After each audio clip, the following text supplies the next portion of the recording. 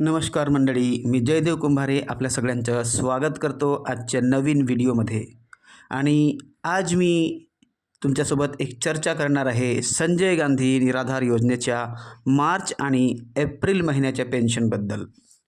विशेष करून मंडळी, महत्त्वाची गोष्ट ही आहे की गेल्या 13 तारखेला एक मेसेज आला होता DBT पोर्टलवर की आजपासून संजय गांधी निराधार योजनेची पेन्शन मिळणं सुरू होईल. पण मधातच काय झालं कोणास माहीत नाही, पण पेन्शन येणं बंद झाली. कारण त्या अगोदर श्रावणबाळ योजनेचे पैसे लोकांना मिळाले, पण संजय गांधी निराधार योजनेतील जे दिव्यांग लाभार्थी आहेत त्यांना पैसे मिळाले नाही आहेत. त्यामुळे लाभार्थ्यांच्या मनामध्ये आताही खूप चिंता घर करत आहे की 28 तारीख लोटून गेली तरी पण पैसे आमच्या खात्यात आलेले नाही आहेत. मला रोज मेसेज येतात मित्रांनो की आमचे पैसे केव्हा येणार दादा. आणि मला माहिती मिळाली होती की 24 तारखेपासून DBT पोर्टल पुन्हा लाभार्थ्यांची पेन्शन देण्यासाठी सुरू राहील. पण तसं काही झालं नाही आहे मित्रांनो.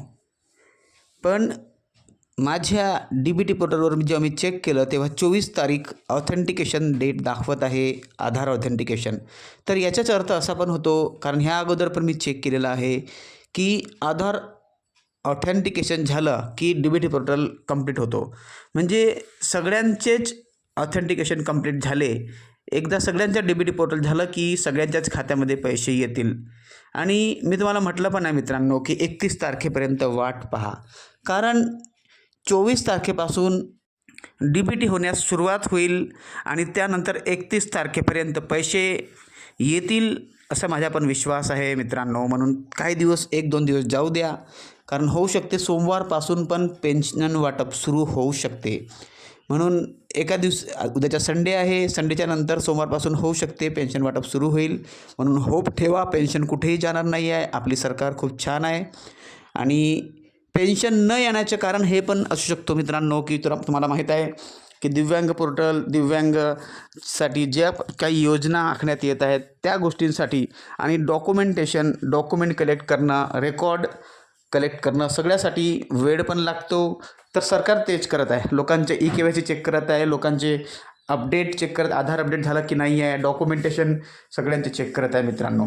तसं तहसील ऑफिसला इन्स्ट्रक्शन पण देण्यात आले की कोणाचे जर डॉक्युमेंटमध्ये काही कमी असेल, आधार अपडेट नसेल किंवा EKYC नसेल तर त्यांना लगेच करून घ्या.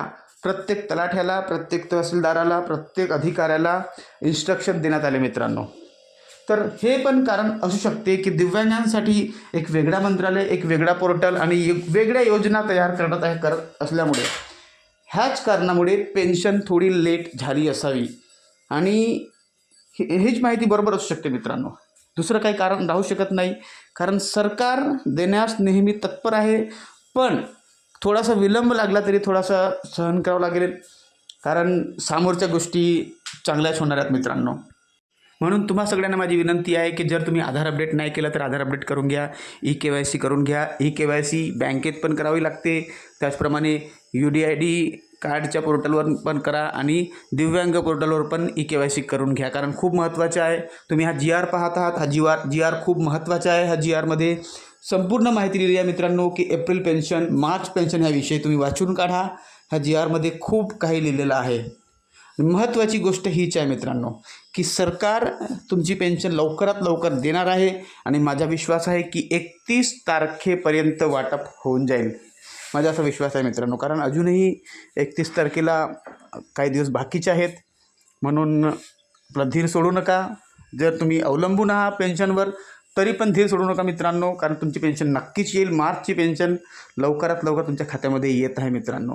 म्हणून लवकरात लवकर आमच्या चॅनल सबस्क्राईब करा, लाईक करा, हाईप करा. थँक्यू.